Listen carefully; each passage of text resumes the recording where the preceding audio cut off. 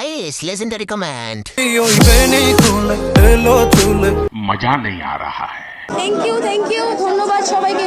तो चलिए शुरू करते हैं। সব বাদ দিয়ে বলেন এই রূপের রহস্য কি? এখন মনে হয় ঠিক মতো গোসল করে। আপা ফসো রেসিপিটা যদি বলতেন। একে শুধু গরমকালে দেখা যায় কেন? শীতের দিনে ওনাকে গামছাড়া দেখতে চাই। ভাবছিলাম মিলনের টাইমে কঠিন কোশ্চেন আসবে। মাননীয় শিক্ষামন্ত্রী মনে হয় তার ছোট ভাই লাগে।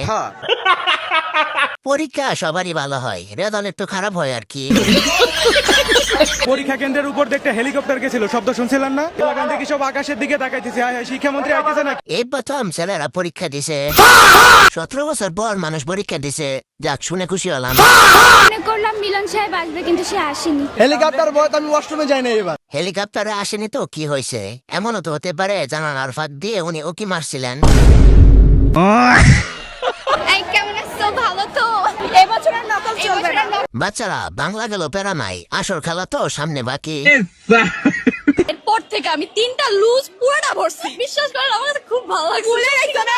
এসএসসি পরীক্ষা তেমন কঠিন না, আমিও 2বার দিয়েছি। মনা ইংরেজি আর গণিতের দিন ট্যাপটা পাবা। শিক্ষামন্ত্রী কিনা কি বলবো, শিক্ষামন্ত্রী যা শুরু করছে মানে আমাদের বলার কিছু নাই।